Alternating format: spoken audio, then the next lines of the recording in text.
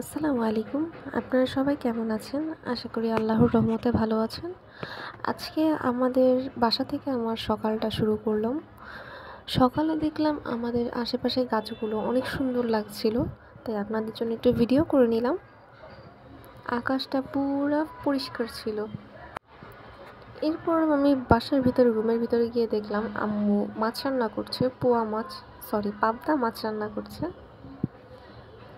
পাবদা মাছগুলো আমার কাছে অনেক ভালো লাগে, বিশেষ করে ভেজে রান্না করলে অনেক বেশি ভালো লাগে।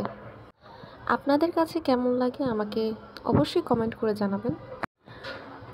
পরে জানতে পারলাম যে আমাদের বাসায় পিকনিক চলতেছে, আর পিকনিকের রান্নাবান্নার দায়িত্ব ছিল আমার বাবা।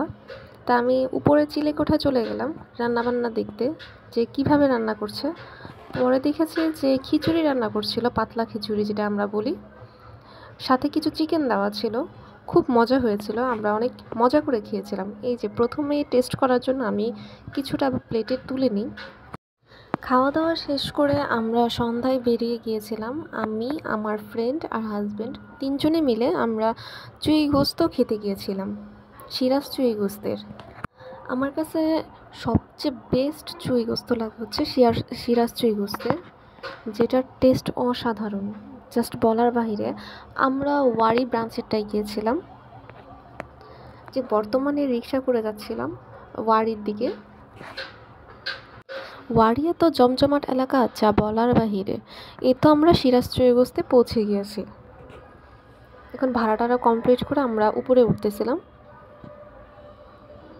এখানে উঠতে উঠতে দেখলাম যে অনেক এক্সকেলেটর সেটা নষ্ট হয়ে গিয়েছিল। পরে যখন আমরা সামনে যাই তখন আমরা বুঝতে পারি এটা সেন্সর সিস্টেম। দ্বিতীয় তলায় ছিল হচ্ছে সিরাজ চৌগোস্তের রেস্টুরেন্টটা। আমরা দ্বিতীয় তলায় পৌঁছে যাই।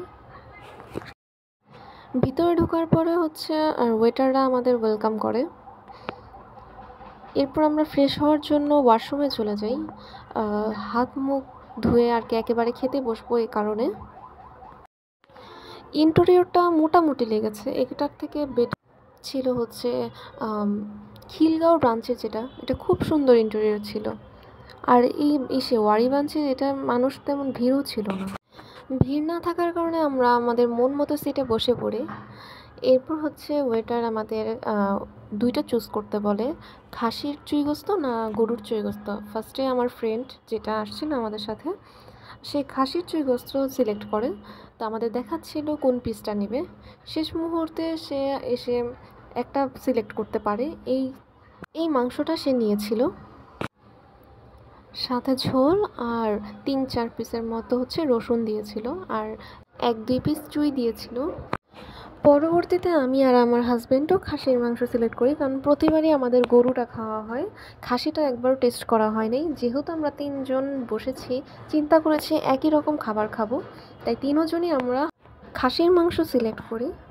তো আমি বেছে বেছে এখান থেকে 1 পিস নিয়েছিলাম হাড্ডি মাংস সহ, আর আমার হাজব্যান্ড 1 পিস নিয়েছিল তেল চর্বি সহ।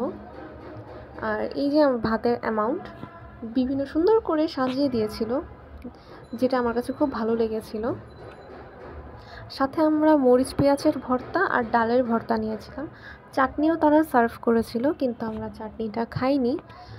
তারপরে অন্য প্লেটে হচ্ছে শসা, পেঁয়াজ আর মরিচ দিয়ে সুন্দর করে একটা সালাড ডেকোরেশন করে দিয়েছিল। আর চুই গোস্তে ঘি না থাকলে কিভাবে হয়, সাথে ঘিও দিয়েছিল। এটা দিয়ে খেতে আমার ভীষণ পছন্দ হয়েছে ভর্তার থেকেও, কারণ আমি ঘি অনেক পছন্দ করি খেতে। পুরো গলানো ঘি ছিল, দেখেই অনেক লোভনীয় লাগছিল। ভিডিও করার মতো আর তর্সই ছিল না আমার। এই যে আমরা এই 2 পিস নিয়েছিলাম, ওর প্লেটে ছিল এটা, সাথে চুই ছিল আর হচ্ছে 3টা করে রসুন দিয়েছিল। আর এটা ছিল আমার হাড্ডি সহ মাংস সহ হচ্ছে একটা গোস্ত নিয়েছিলাম। আমার হাজব্যান্ড খাওয়ার শেষে এই আই লাভ ইউ এই জিনিসটা আর কি লিখে দিয়েছিল। খাওয়ার শেষে তার মনে পড়েছে, খাওয়ার শুরুতে না। পরবর্তীতে আমরা সদরঘাটে যাই সুন্দর ভিউ দেখার জন্য।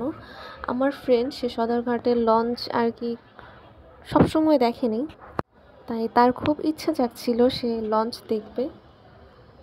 পরবর্তীতে আমরা সদরঘাটে চলে যাই।